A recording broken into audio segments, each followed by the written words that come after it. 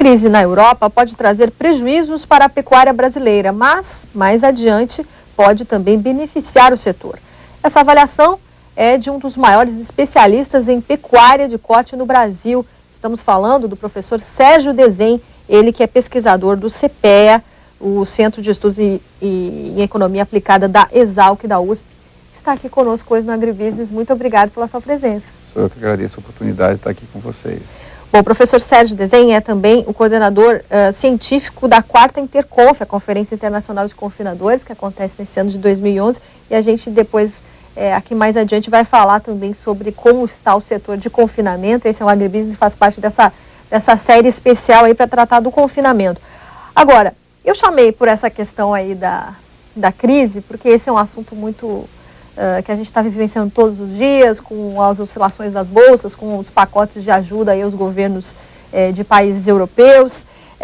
Eu queria que o senhor explicasse melhor aí para o nosso público, então, de que forma. No primeiro momento, quando fala em crise, só fala assim, a demanda vai cair, né? Eles vão comprar menos a nossa carne, terror.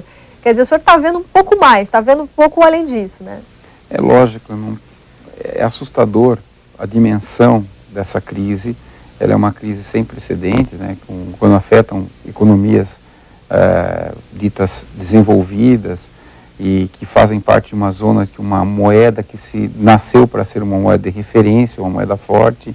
Todo esse sistema que a gente criou nos últimos 30, 40 anos parece que está ruindo, né, de uma maneira até desagradável para todo mundo.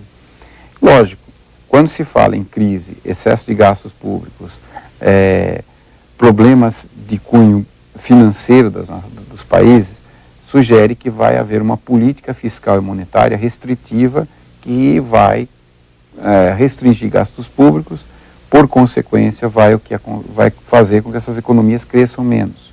Vai aumentar desemprego, todas essas situações que são já esperadas e alguns casos já vividas em algum desses países.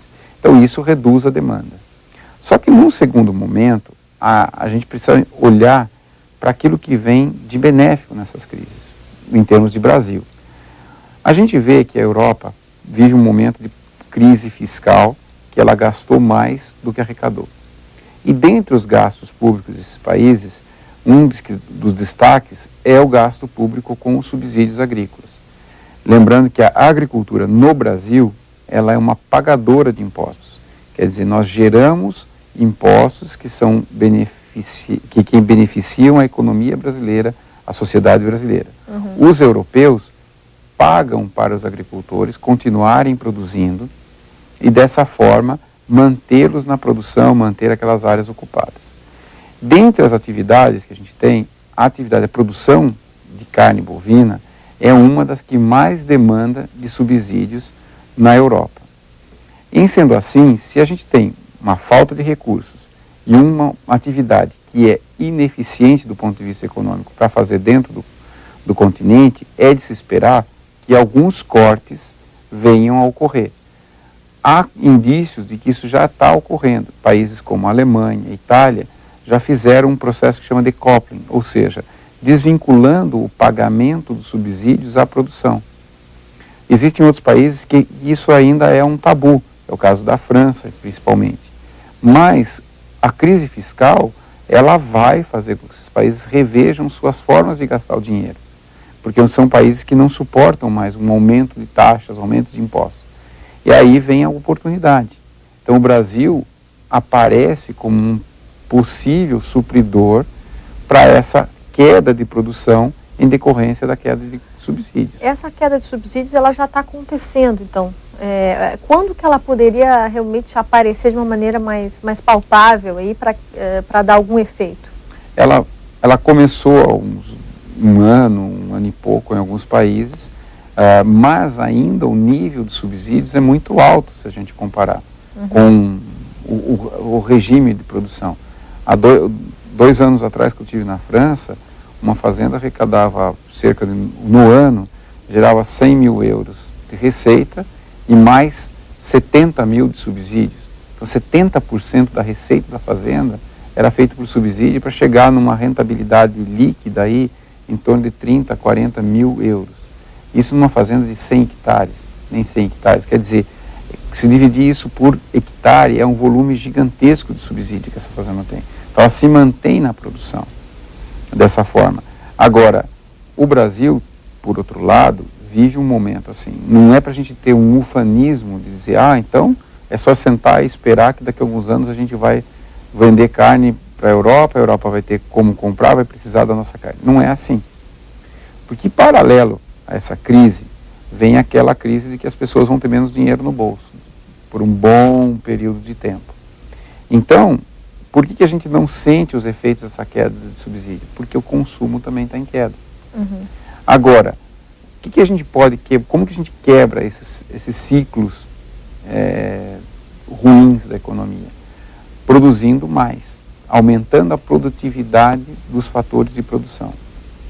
Ou seja, a gente transformando a produtividade que a gente tem hoje em um sistema mais eficiente. Então vamos fazer, mas todo mundo fala isso, todo mundo prega isso, mas por que não se faz? Porque não é tão simples. Sim. Demanda uma evolução tecnológica e principalmente uma evolução da capacidade gerencial, da capacidade de investimento de vários segmentos do setor.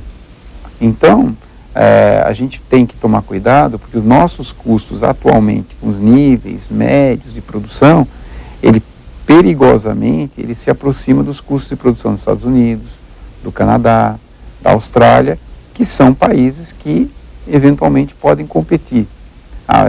Perigosamente é por quê? Justamente porque não podemos contar com a ajuda governamental. Perigosamente porque há alguns anos atrás, há 4 anos atrás, o nosso custo de produção era pouco mais de 50% do custo de produção dentro dos Estados Unidos.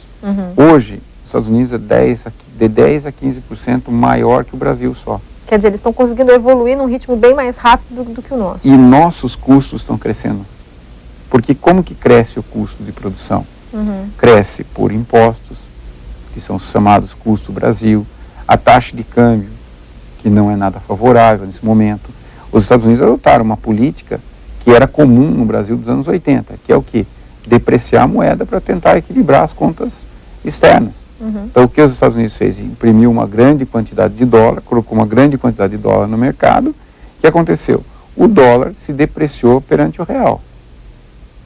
Agora, isso daí encarece a produção nacional. Por outro lado, o Brasil adotou uma política de gastos públicos relativamente agressiva. Então, aumentou os gastos públicos. Se você aumenta os gastos públicos, o governo só tem 2 saídas. Ou ele vai imprimir dinheiro, ou ele vai aumentar impostos. E o Brasil aumentou impostos.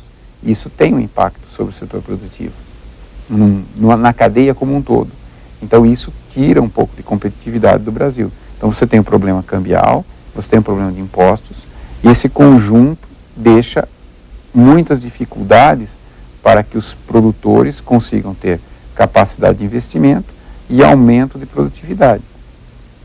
Vamos falar mais de custos de produção daqui a pouco. A gente vai encerrando esse bloco e vamos fazer um rápido intervalo. Daqui a pouco vamos falar mais sobre isso.